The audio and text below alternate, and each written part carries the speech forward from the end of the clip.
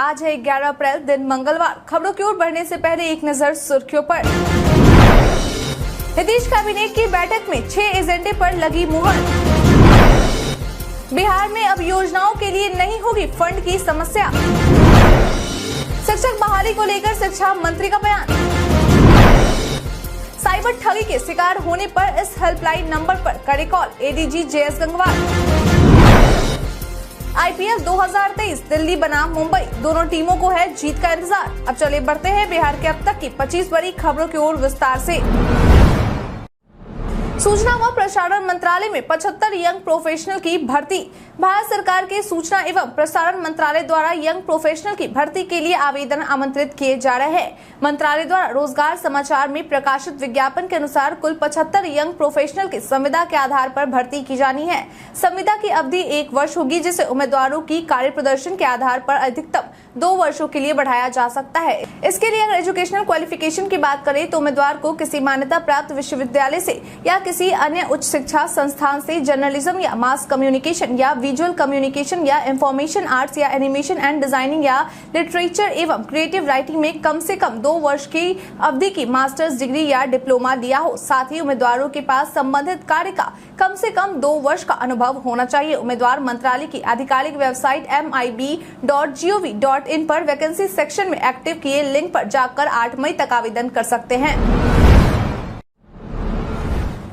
Nitish cabinet की बैठक में 6 एजेंडे पर लगी मुहर। बीते दिन मुख्यमंत्री नीतीश कुमार की अध्यक्षता में कैबिनेट की बैठक की गई, जिसमें कुल 6 एजेंडों पर मुहर लगाई गई है। बता दें कि बीते दिन की कैबिनेट बैठक में नीतीश मंत्रिमंडल की ओर से शिक्षक नियोजन नियमावली को मंजूरी दे दी गई है, जिससे 7वें चरण के शिक्षक बहाली का रास्ता साफ हो चुका है। इसके अलावा जवाहर ग्राम स्वरोजगार योजना के अंतर्गत सृजित अस्थायी 102 पदों में से आवश्यक 53 पदों की स्थापना एवं प्रतिबद्ध व्यय मद में हस्तांतरित किए जाने एवं शेष 49 पदों की प्रत्यर्पित किए जाने की स्वीकृति के संबंध में वेतन और पेंशन प्राप्त कर रहे लोगों को 1 जनवरी 2023 से 38% की जगह 42% महंगाई भत्ता की स्वीकृति के संबंध में आकस्मिकता निधि को 300 करोड़ से बढ़ाकर इस वित्तीय वर्ष के लिए 10,000 करोड़ रुपए अस्थायी रूप से करने की स्वीकृति के संबंध में मुहर लगा दी गई है। इसके साथ ही अन्य 2 एजेंडों पर भी मुहर लगाई गई है, जो राजस्व एवं भूमि सुधार विभाग और पथ निर्माण विभाग से जुड़ा है। बिहारी पहचान में आज हम बात करेंगे सैयद एहतेशाम हसनैन के बारे में। सैयद एहतेशाम हसनैन एक भारतीय शिक्षाविद है। हसनैन को फरवरी 1999 में centre for DNA finger printing and diagnostics के पहले निदेशक के रूप में नियुक्त किया गया था। उन्होंने 2005 से 2011 तक हैदराबाद विश्वविद्यालय के 7वें कुलपति के रूप में कार्य किया। उन्होंने उप कुलपति के रूप में कार्यभार संभाला। बता दें कि उन्हें 2014 में order of merit of federal Republic of Germany, 2001 में वैज्ञानिक अनुसंधान के लिए जीडी बिरला पुरस्कार, 2008 में हम्बोल्ट रिसर्च अवार्ड और ओम प्रकाश भसित पुरस्कार से सम्मानित किए जा चुके हैं। इसके साथ ही उन्हें 2006 में भारत के राष्ट्रपति से पद्मश्री पुरस्कार से भी सम्मानित किया जा चुका है। ये भारत के प्रधानमंत्री की वैज्ञानिक सलाहकार परिषद और केंद्रीय मंत्रिमंडल की वैज्ञानिक सलाहकार परिषद के सदस्य के रूप में थे। बिहार में अब योजनाओं के लिए नहीं होगी फंड की समस्या। बिहार सरकार की प्राथमिकता वाली योजनाओं के लिए फंड की समस्या न हो, इसके लिए ऐसी योजनाओं को योजना स्क्रीनिंग समिति के दायरे से बाहर रखने का निर्णय लिया गया है। बता दें कि मुख्य रूप से जिन योजनाओं के लिए ऐसा निर्णय लिया गया है उनमें बिहार सरकार के 7 निश्चय 1 या 2, जल जीवन हरियाली से संबंधित सभी प्रकार की पेयजल, मुख्यमंत्री ग्राम सड़क और ग्रामीण पथ, आपदा और बाढ़ से संबंधित, पंचायत और नगर निकाय नगर निगम क्षेत्र में जल निकासी से संबंधित, कोविड विधि व्यवस्था और कौशल विकास से संबंधित योजनाएं हैं। बता दें कि योजना स्क्रीनिंग के अंतर्गत समिति निर्धारित राशि तक योजनाओं को की गई अनुशंसा को मंत्रिमंडल तक जाने की जरूरत नहीं पड़ती। हालांकि वैसी योजना से 15 करोड़ से अधिक की राशि की होती है, उसे मंत्रिमंडल की अनुशंसा की आवश्यकता है ताकि योजना को स्वीकृति मिल सके। मालूम हो कि योजना स्क्रीनिंग समिति का कार्यकाल 1 वर्ष के लिए निर्धारित किया जाता है और फिर प्रत्येक वित्तीय वर्ष इस समिति की अवधि को विस्तार किया जाता है। जनता के दरबार में मुख्यमंत्री ने 47 लोगों की सुनी समस्याएं। बीते दिन मुख्यमंत्री नीतीश कुमार ने जनता दरबार में सभी विभागों से जुड़े कुल 47 लोगों की समस्याएं सुनी और उसके समाधान के लिए संबंधित अधिकारियों को निर्देश दिया। बता दें कि इस दौरान मधेपुरा जिला से आए एक व्यक्ति ने सीएम से कहा कि जननायक कर्पूरी ठाकुर मेडिकल कॉलेज एवं अस्पताल में विशेष चिकित्सकों की कमी है, जिस वजह से इलाज में दिक्कत आ रही है। शिकायत को सुन सीएम ने तुरंत इस मामले को निपटारा करने का आदेश दिया। वहीं दूसरा व्यक्ति एक छात्र था जो गोपालगंज जिले से सीएम नीतीश के सामने पहुंचा था। उसने सीएम से शिकायत की कि वह 2018 में मैट्रिक की परीक्षा प्रथम श्रेणी से पास किया था, लेकिन अब तक उसे प्रोत्साहन राशि नहीं मिली है। वहीं बांका जिले से आई एक महिला फरियादी ने कहा कि उसके पति का निर्धन वर्ष 2021 में कोरोना से हो गया था, लेकिन अब तक अनुग्रह राशि नहीं मिली है। इसके अलावा भोजपुर जिले से आई एक महिला फरियादी ने कहा कि विद्यालय में कार्यरत उसके पति की मृत्यु होने के बाद अब तक अनुकंपा के आधार पर नौकरी नहीं मिली। सीएम नीतीश ने इन सभी मामलों समेत कई अन्य मामलों को सुन संबंधित अधिकारियों को निर्देश दिया कि इन सब का समाधान जल्द से जल्द निकाला जाए। बिहार कैडर के 10 ट्रेनी आईएएस अफसरों को जिला अलॉट। सामान्य प्रशासन विभाग के द्वारा बिहार कैडर के 10 ट्रेनी आईएएस अफसरों को जिला अलॉट किया गया है। बता दें कि वर्तमान में ये सभी 10 ट्रेनी आईएएस अफसर लाल बहादुर शास्त्री राष्ट्रीय प्रशासन अकादमी मसूरी में व्यावसायिक पाठ्यक्रम फेज 1 का प्रशिक्षण प्राप्त कर रहे हैं। वहीं प्रशिक्षण की समाप्ति होने के बाद ये सभी अफसर जिला प्रशिक्षण के लिए 12 मई 2023 को विरमित होंगे। आपकी जानकारी के लिए बता दें कि जिन 10 ट्रेनी आईएएस अफसरों को जिला अलॉट किया गया है उनमें दिव्या शक्ति को नालंदा जिला, श्रेया सिंह को सारण, पार्थ गुप्ता को मधुबनी, आशीष कुमार को गया, किसलय कुशवाहा को मुजफ्फरपुर, ऋतुराज प्रताप सिंह को पूर्वी चंपारण, गौरव कुमार को औरंगाबाद, काजली वैभव नितिन को पटना, श्वेता भारती को भागलपुर और गौरव कुमार को पूर्णिया जिला अलॉट किया गया है। साइबर ठगी के शिकार होने पर इस हेल्पलाइन नंबर पर करे call. ADG JS Gangwar. Bihar में आए दिन साइबर ठगी से जुड़े मामले सुनने को मिलते रहते हैं। ऐसे में अब इस बढ़ते मामलों पर लगाम लगाया जा सके, इसके लिए बिहार पुलिस के द्वारा राज्य के लोगों के लिए एक हेल्पलाइन नंबर जारी किया गया था।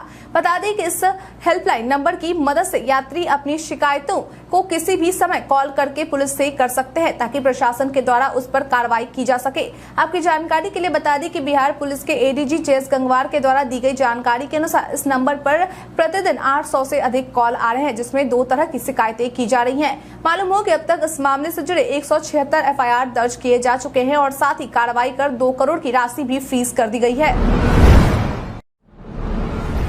बिहारी पर्यटन में आज हम बात करेंगे कहलगांव द्वीप के बारे में। कहने को तो भागलपुर में कई प्रसिद्ध पर्यटन स्थल है, लेकिन इस जिले के गांव कहलगांव में गंगा और कोसी नदियों का संगम है। वहीं पर पर्यटकों को मंत्रमुग्ध करने वाले 3 प्राकृतिक द्वीप है, जिनकी सैलानियों की भीड़ शानदार नजारे देखने के लिए दूर दूर से लोग आते हैं। आपने गंगा नदी के कई प्रसिद्ध घाटों में नौका विहार देखा या सुना होगा, चाहे वह प्रयागराज का संगम हो या काशी बनारस में गंगा घाट या पहाड़ी गलियारों से निकलकर समतल भूमि में प्रवेश करने वाली गंगा का अद्भुत दृश्य हो, हरिद्वार हो। कुछ जगहों पर बोटिंग की जाती है, लेकिन भागलपुर कहलगांव में वहां मौजूद टापू गंगा नदी में बोटिंग का मजा दोगुना कर देता है। आप यहां पर अपने परिवार के साथ घूमने आ सकते हैं। यह स्थान पर्यटन के लिहाज से काफी अच्छा है। शिक्षक बहाली को लेकर शिक्षा मंत्री का बयान। बीते दिन मुख्यमंत्री नीतीश कुमार की कैबिनेट की बैठक में शिक्षकों को एक बड़ा तोहफा दिया गया है। दरअसल बीते दिन शिक्षक नियमावली 2023 पर मुहर लगा दी गई है, जिससे लाखों शिक्षकों की बहाली का रास्ता साफ हो गया है। वहीं इस बारे में बिहार के शिक्षा मंत्री प्रोफेसर चंद्रशेखर के द्वारा जानकारी देते हुए बताया गया है कि बीते दिन शिक्षक नियमावली 2023 में मुहर लगाए जाने के बाद 2 लाख से ज्यादा शिक्षकों की नियुक्ति होगी। साथ ही उच्च माध्यमिक और माध्यमिक विद्यालय में चतुर्थ वर्गीय कर्मचारी की बहाली भी की जाएगी, जिसकी संख्या लगभग 40 से 50 हजार होने वाली है। उन्होंने कहा कि नए शिक्षक की जो बहाली होगी वो पूर्णतः राज्यकर्मी होंगे, यानी कि अब उन्हें सभी तरह की सुविधाएं मिलेंगी। इसके साथ ही नियोजित शिक्षक भी अब नियमित शिक्षक बनेंगे। उन्होंने कहा कि हमारी कोशिश है कि राज्य में ज्यादा से ज्यादा शिक्षक समय से बहाल किए जाएं। हज यात्रियों के लिए हुए कई बड़े बदलाव। अगर आप भी हज यात्रा 2023 की यात्रा पर जाने वाले हैं तो यह खबर आपके लिए है। बता दें कि इस बार हज यात्रियों के लिए कई बड़े बदलाव किए गए हैं, जिसके तहत शिकायतों को ध्यान में रखते हुए हज कमेटी ऑफ इंडिया की ओर से इस बार हज पर जाने वाले जायरीनों को ट्रॉली बैग नहीं दिया जाएगा, यानी कि जायरीनों को अपनी ट्रॉली बैग खुद ही खरीदनी होगी। बता दें कि इस बार हज यात्री अपने साथ 2 ट्रॉली बैग और 1 हैंड बैग ही लेकर जा सकते हैं। वहीं एक ट्रॉली बैग में 20 किलो तक के सामान को ले जाया जा सकता है। इसके अलावा अगर हैंड बैग की बात करें तो हैंड बैग में 7 किलो तक का सामान लेकर जाया जा सकता है। वहीं हज कमेटी के अनुसार ट्रॉली बैग का साइज टोटल 158 सेंटीमीटर तक का होना चाहिए और हैंड बैग का लेंथ 55 सेंटीमीटर, चौड़ाई 40 सेंटीमीटर और हाइट 23 सेंटीमीटर तक की होनी चाहिए।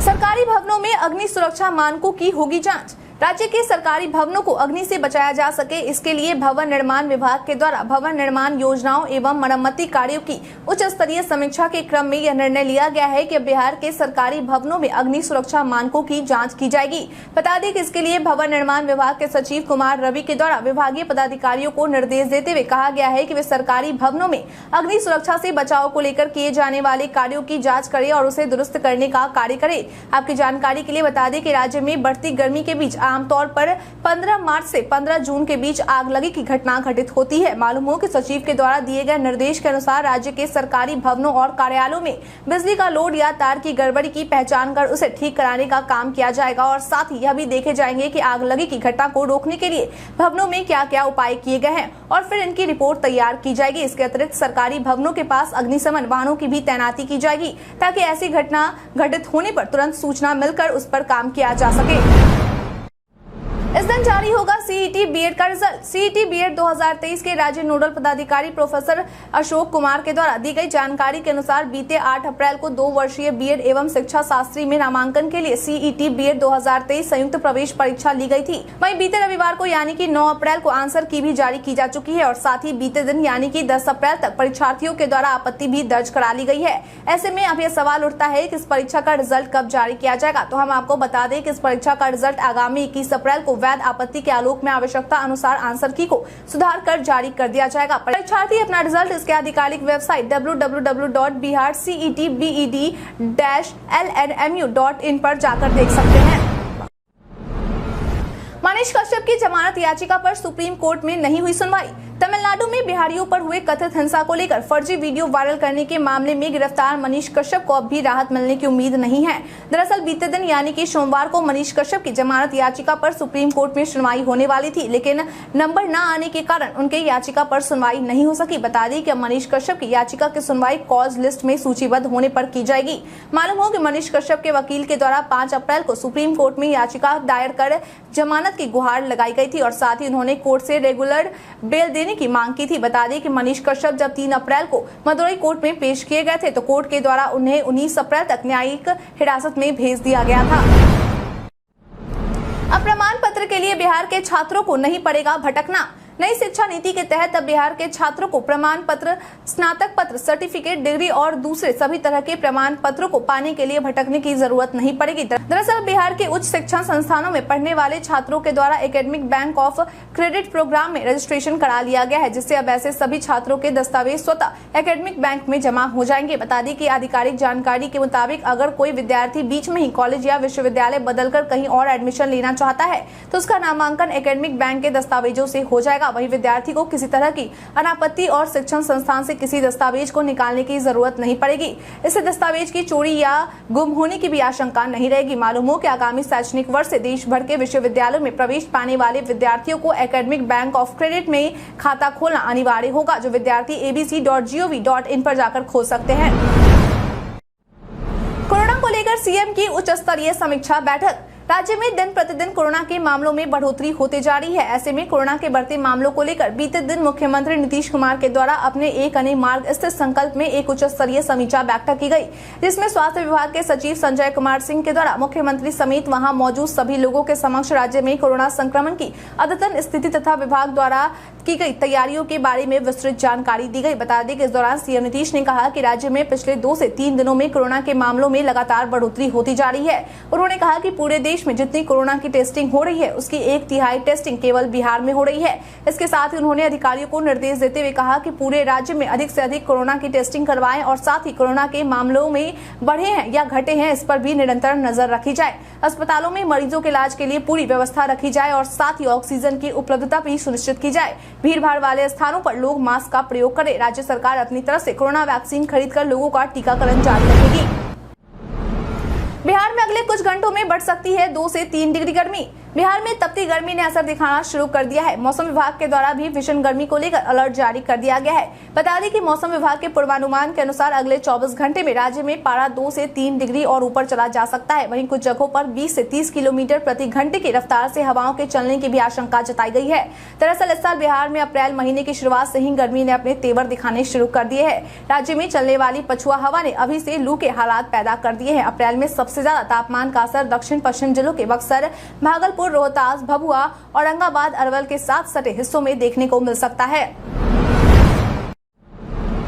ग्रामीण सड़कों के रखरखाव से संबंधित एजेंसियों को जल्द मिलेगी राशि। प्रदेश की ग्रामीण सड़कों की रखरखाव को लेकर राज्य सरकार का ग्रामीण विकास विभाग काफी सजग है। ऐसे में विभाग की ओर से सड़कों के रखरखाव के लिए न सिर्फ सड़कों के निर्माणकर्ताओं एजेंसियों को कार्य आवंटन के समय करार में अनुरक्षण की शर्तें रखी गई है, बल्कि एजेंसियों को मेंटेनेंस की राशि भी मुहैया कराई गई है। बता दें कि बिहार ग्रामीण पथ विकास अभिकरण पटना के अपर मुख्य कार्यपालक पदाधिकारी सह सचिव की ओर से कुल मिलाकर तकरीबन 40 लाख रुपए विभिन्न क्षेत्रों को ग्रामीण पथ अनुरक्षण नीति 2018 के तहत सड़कों के रखरखाव को लेकर डीपीआर बनाने वाली एजेंसियों को इसके एवज में राशि जारी कर दी गई है। मालूम हो कि अपर मुख्य कार्यपालक पदाधिकारी संजय दुबे के द्वारा संबंधित डिवीजन के कार्यपालक अभियंताओं को निर्देश दिया गया है कि वे डीपीआर की विपत्र की जांच कर भुगतान सुनिश्चित करें। बिहार के नील आर्यन मिस्टर पैसिफिक यूनिवर्स में हिस्सा लेने जाएंगे पेरू। बिहार के सहरसा जिले के कहड़ा प्रखंड स्थित चैनपुर निवासी रूबरू मिस्टर इंडिया नील आर्यन ठाकुर अब मिस्टर पैसिफिक यूनिवर्स में हिस्सा लेने के लिए पेरू जाने वाले हैं। बता दें कि इन्होंने रूबरू मिस्टर इंडिया का खिताब वर्ष 2022 में चेन्नई में जीता था। मालूम हो कि नील आर्यन एक मॉडल भी हैं। वहीं अपने पेरू जाने को लेकर नील आर्यन ठाकुर का कहना है कि मिस्टर पैसिफिक यूनिवर्स प्रतियोगिता पेरू में 25 से लेकर 31 मई तक आयोजित की जाएगी। उन्होंने बताया कि उन्होंने इस प्रतियोगिता के लिए बॉडी लैंग्वेज, स्क्रीन रूटीन और फिटनेस सब पर काफी मेहनत की है। इसके साथ ही उन्होंने यह भी कहा कि वह इस प्रतियोगिता के लिए काफी एक्साइटेड है और वह देश का नाम रोशन करना चाहते हैं। उन्होंने कहा कि जब आप अपने स्टेट और अपने देश को रिप्रेजेंट करते हैं तो आपकी रिस्पॉन्सिबिलिटी बढ़ जाती है। उम्मीद है कि सब कुछ अच्छा होगा। डिप्टी सीएम तेजस्वी यादव से आज ईडी करेगी सवाल जवाब। आज यानी कि मंगलवार को बिहार के उप मुख्यमंत्री तेजस्वी यादव ईडी कार्यालय में पेश होने वाले हैं। ऐसे में बीते दिन ईडी कार्यालय में पेश होने के लिए तेजस्वी यादव बिहार की राजधानी पटना से देश की राजधानी दिल्ली के लिए रवाना हुए थे। इस दौरान उन्होंने पटना एयरपोर्ट पर मीडिया से बातचीत करते हुए कहा कि जब बुलाया जाता है तब जाते हैं, अब देखिए आगे क्या होता है। उन्होंने कहा कि वे बस नियम को फॉलो कर रहे हैं।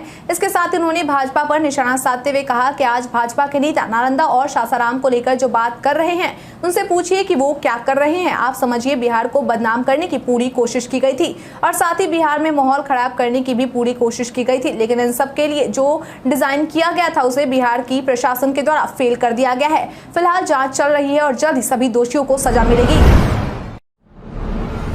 महागठबंधन सरकार पर शाहनवाज हुसैन का तंज। बीते दिन भारतीय जनता पार्टी के राष्ट्रीय प्रवक्ता सह बिहार के पूर्व उद्योग मंत्री सैयद शाहनवाज हुसैन के द्वारा बिहार की महागठबंधन सरकार पर जमकर हमला बोला गया। उन्होंने कहा कि बिहार में हिंसा कहीं से भी किसी के हित में नहीं है।